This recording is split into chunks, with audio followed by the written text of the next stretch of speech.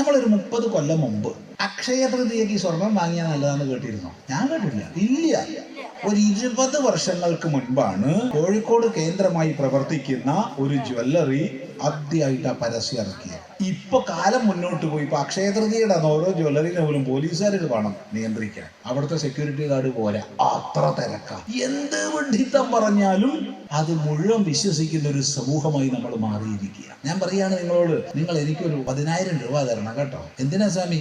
ഞാൻ നിങ്ങളുടെ പേരില് ഹിമാലയത്തില് നിങ്ങൾ കാണാത്തൊരു സ്ഥലമായിരിക്കണം, എന്നാലേ പറ്റുള്ളൂ. ഇന്ന തോട്ടം ഉണ്ടാക്കാം, എന്നിട്ട് ഞാൻ അടുത്ത ഒരു 10 കൊല്ലം കൊണ്ട് നിങ്ങൾക്ക് 1 ലക്ഷം തിരിച്ചു തരാമെന്ന് പറഞ്ഞു. അപ്പോൾ തരും നിങ്ങൾ 10,000. ഹിമാലയത്തിൽ ആ മരം ഉണ്ടാവോ ഇല്ലയോ എന്നുള്ള ചിന്ത പോലും ചെയ്യില്ല.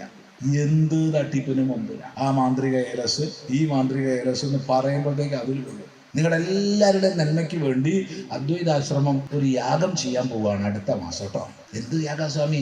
സോമയാഗമാണ്, അല്ലെങ്കിൽ അതിരാത്രമാണ്. അദ്വൈതാശ്രമം ചെയ്യാൻ പോകുന്നത്. അപ്പൊ നിങ്ങൾ എല്ലാവരും 1 ലക്ഷം രൂപ തരണം കേട്ടോ. എന്തിനാ സ്വാമി ചെയ്യണത്? മൊത്തം നാടിന്റെ ശ്രേയസ്സിനാണ്. എടാ, എന്തിനാ നീ കള്ളത്തരം പറയണത്? യജമാനന് സ്വർഗം കിട്ടാനല്ലേ അത്? സ്വർഗകാമോ യജേത. സ്വർഗം ആഗ്രഹിക്കുന്നവൻ ചെയ്യേണ്ടുന്ന യജ്ഞമാണത്, യാഗമാണ്. പക്ഷെ അത് പറഞ്ഞാൽ നിങ്ങൾ പിരിവ് തരുമോ? എനിക്ക് സ്വർഗം കിട്ടാനാ നിങ്ങൾ 1 ലക്ഷം ഉറുപ്പിക തരണം എന്ന് പറഞ്ഞാൽ ആരാ തരിക? അപ്പൊ ഞാൻ എന്ത് പറയും? നാടിന്റെ ഗുണത്തിനാന്ന് പറയും. ഈ വക തട്ടിപ്പുകള് ധാർമ്മികതയുടെ, ആധ്യാത്മികതയുടെ പേരില് വളരെയധികം വ്യാപിക്കുന്നുണ്ട്.